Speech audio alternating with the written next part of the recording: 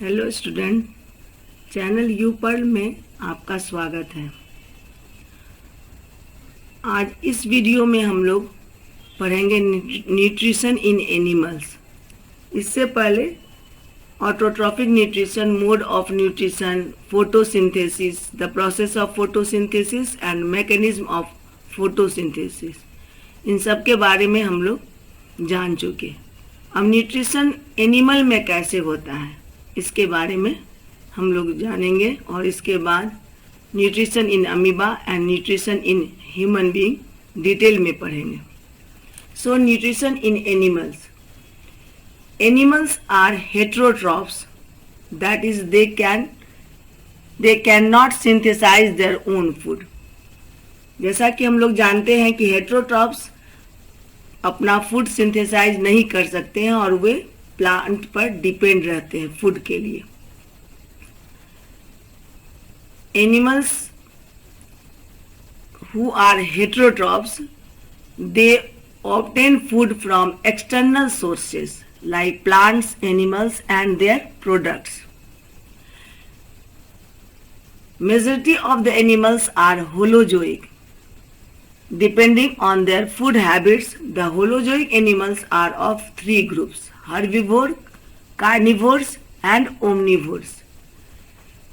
जो भी हेटेरोट्रॉफ्स होते हैं वो उनमें ज़्यादातर मोड ऑफ न्यूट्रिशन होलोजोइक होता है, और उनके फूड हैबिट के बेसिस पर ये तीन ग्रुप में बांटे गए हैं और तीन टाइप का होते हैं, जैसे कि जिन्हें कि हर्बीवोर्स, कार्निवोर्स और ओमनिवोर्स कहा जाता है।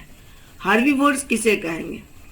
Animals that eat only plants and their parts like grass, leaves, grains, fruits etcetera are called herbivores. जो सिर्फ प्लांट और प्लांट के पार्ट को खाते हैं उन्हें हर्बीवोर्स कहते हैं, जैसे कि cow, deer, goat, horse, camel etcetera. Herbivores are called ruminants. They have long stomach and can digest cellulose. Only herbivores can digest cellulose.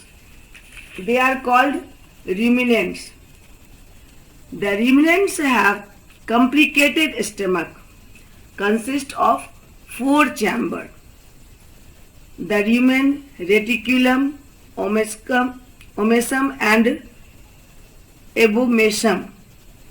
They quickly swallow the grass and store in a separate part of the stomach. Village area में आप जो है सो herbivores को देखते होंगे कि वो च्वी करते रहते हैं ग्रास को। पहले वो जल्दी जल्दी जो है सो अपने फूड को अपने स्टमक में ले लेते हैं, क्योंकि उनका स्टमक 4 चैम्बर में बटा रहता है, जिसे कि रूमेन, रेटिक्यूलम, ओमेस्कम एंड एबोमेसम कहते हैं। They stored in a separate part of the stomach called rumen. That is the reason they are called ruminants, which is first chamber of the stomach. Here it is acted upon by bacteria and microorganisms. This partly digested food is called curd. जो जल्दी जल्दी जो है so food को ले लेते हैं और अपने स्टमक के रूमेन पार्ट में स्टोर करते हैं, इस जो कि हाफ डाइजेस्टेड रहता है उसे कहते हैं curd. The half digested food then goes to the second musculum और second part of the stomach and returns to the mouth.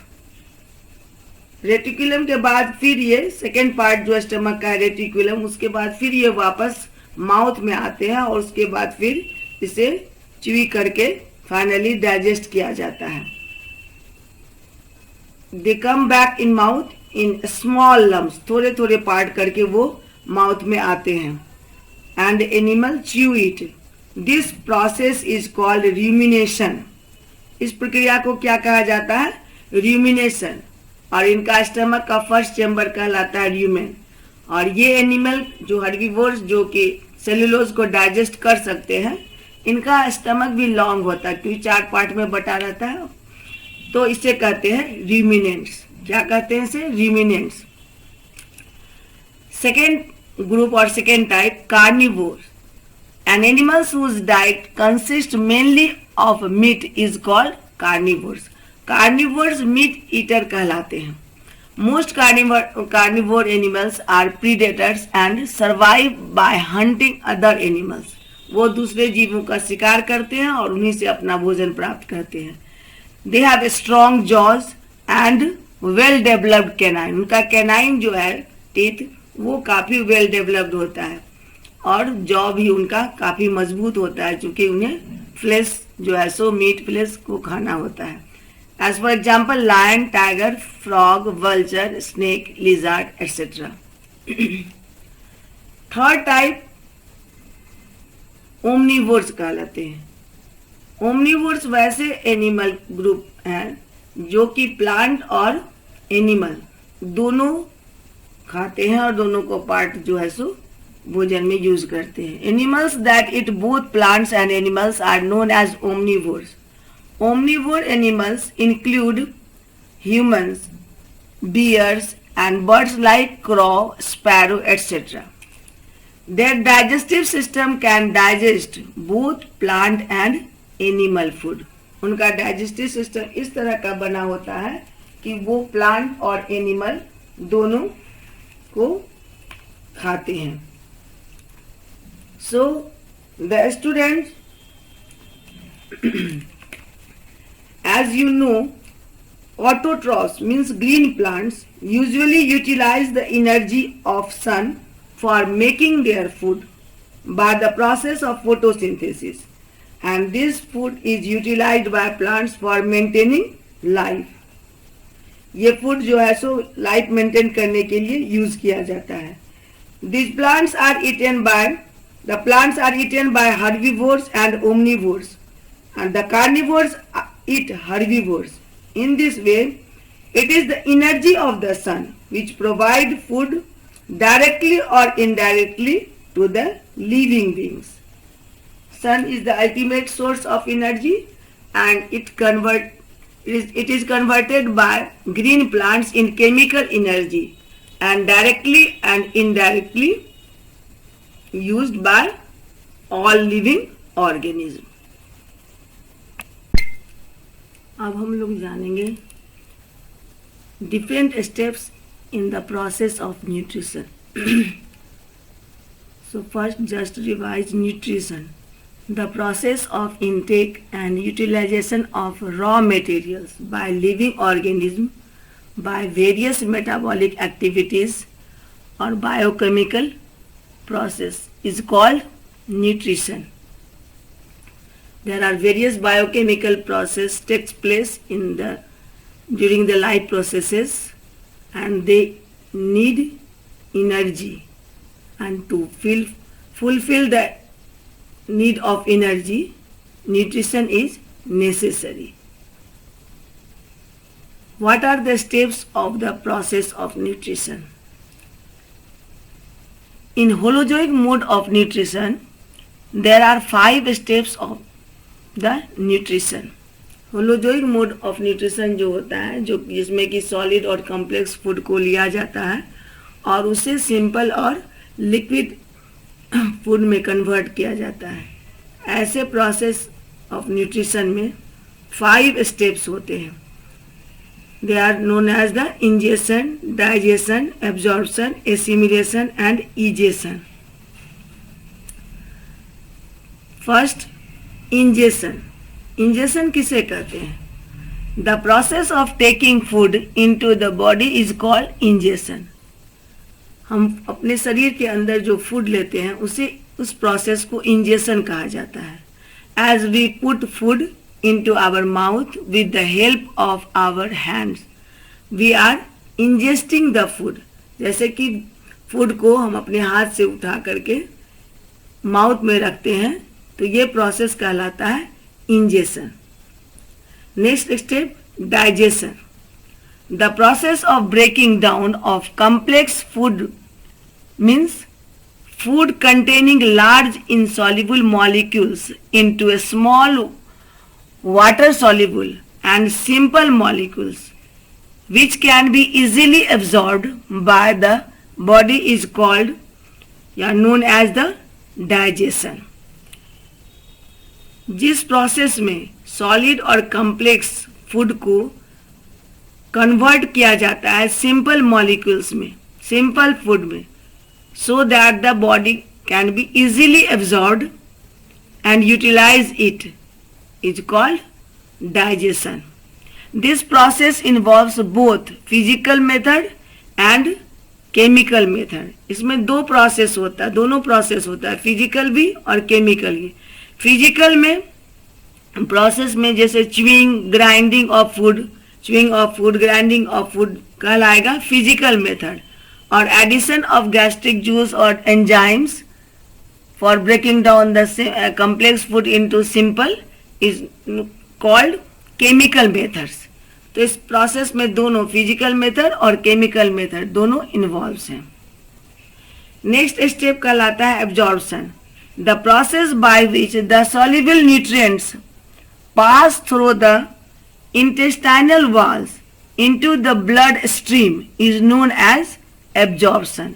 जिस प्रोसेस में इस सिंपल फूड को इंटेस्टाइनल कैपिलरीज के हेल्प से एब्जॉर्ब किया जाता है और ब्लड में इसे के थ्रू सेल तक पहुंचाया जाता है, that is called absorption. Assimilation. After absorption assimilation steps takes place.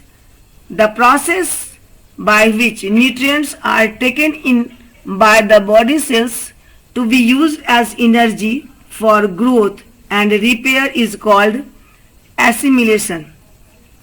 जिस प्रोसेस में एब्जॉर्ब किया हुआ फूड को बॉडी सेल तक पहुंचाया जाता है ताकि उससे एनर्जी रिलीज हो सके, इस प्रोसेस को एसिमिलेशन कहते हैं. The last step of nutrition is called egestion. The process in which the undigested food is removed out or eliminated from the body is known as egestion. जिस process में जो undigested food और unwanted food रहता है उसे शरीर के बाहर निकाला जाता है और एलिमिनेट किया जाता है because they are harmful for our body is called ingestion. Ingestion. Now we will study about the nutrition in amoeba.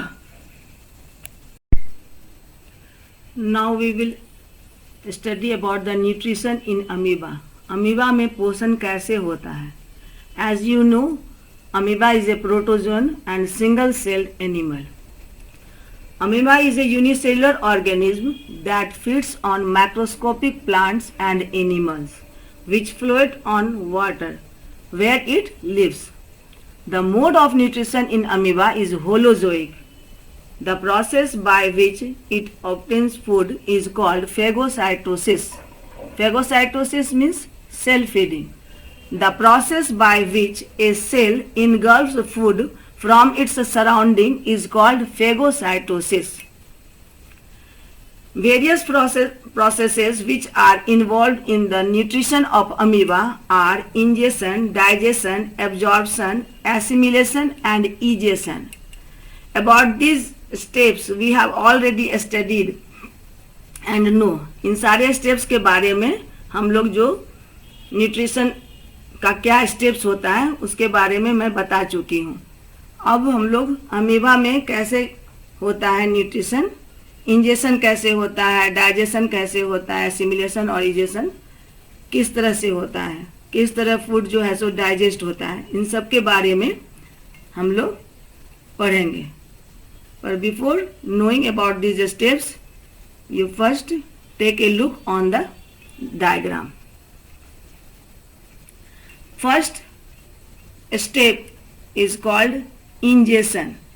Ingestion, as amoeba has no mouth, so entire body surface helps to ingest the food particles. The It ingests food with the help of pseudopodia. When a food particles come close to amoeba, then it gives a finger-like structure called pseudopodia. It means false leg, temporary. It forms temporary to ingest the food particles around the food and finally envelops it completely in a food vacuole. Completely in a food vacuole within the cytoplasm. You can see, यहाँ आप देख सकते हैं ये स्टीडोपोडिया जो है so form हुआ है इंटायर बॉडी सरफेस से और फूड के नज़दीक जो है सो स्टीडोपोडिया बनाया और फिर स्टीडोपोडिया जो है सो इसको पूरा कैप्चर कर लिया, पूरा सराउंड कर लिया और इनगल्फ कर लिया, फूड को इनगल्फ कर लिया साइटोप्लाज्म में. The food vacuole can be considered to be a temporary stomach. ये फूड वैक्यूल जो है वो टेम्पररी ही बनता है. जैसे कि फूड आया और इंजेस्ट हुआ तो फूड वैक्यूल बना और फिर जैसे ही फूड का डाइजेशन एब्जॉर्प्शन हो गया तो वो फिर जो है सो खत्म हो जाता है. Digestion, next step, digestion and absorption. The digestive enzymes are secreted in the food vacuole. Food vacuole जो बना उसमें डाइजेस्टिव, जैसे ही फूड इनगल्फ हो गया तो food vacuole digestive enzyme secrete करता है. Secreted in the digestive enzymes are secreted in the food vacuole by the surrounding cytoplasm. These enzymes act on food particles in the food vacuole and break them down into a small simpler soluble molecules by chemical reaction. जैसे कि holozoic nutrition में होता है, solid और complex food को convert किया जाता है सिंपल मॉलिक्यूल्स में so that body can absorb it. Digestion के बाद absorption. The digested food present in the food vacuole is absorbed directly into the cytoplasm. ये directly into the cytoplasm absorb हो जाता है by the process of diffusion. ये absorption कैसे होता है? By the process of diffusion. Amoeba has no blood system to carry the digested food. Amoeba में कोई blood vascular system नहीं होता है तो the digested food spread out from the food vacuole into the cytoplasm. इसीलिए digested food जो है whole cytoplasm में spread out हो जाता है और मिल जाता है पूरे, ताकि further जो है सो function हो सके. After absorption of food, the food vacuole shrinks and disappear. absorption का काम हो गया. मैंने पहले ही बताया कि food vacuole temporary होता है, इसे temporary stomach भी कहा जाता है. अब चूंकि डाइजेशन और एब्जॉर्प्शन हो गया तो वो फूड वैक्यूल श्रिंक कर जाएगा और उसके डिसअपियर डिसअपियर हो जाएगा. Assimilation. In amoeba the absorbed food is used to obtain energy through the process of respiration to liberate energy and this energy help in all metabolic processes and growth and development. And after growth amoeba divides and form baby amoeba with the help of binary fission. Noization. Amoeba has no excretory system for removing the undigested food. It collects inside the amoeba, then its cell membrane suddenly rupture. ये पूरा जो undigested food है सबको एक जगह collect कर लेता है और एक जगह से ये इसका जो आउटर सेल मेम्ब्रेन जो है वो रप्चर हो जाता है और ये अनडाइजेस्टेड फूड बाहर निकल जाता है. Suddenly rupture at any place and the undigested food is throwing out from the body. Rupture होने के बाद ये बाहर निकल जाता है और फिर अमीबा आगे बढ़ जाता है. इस तरह न्यूट्रिशन इन अमीबा जो है सो होता है.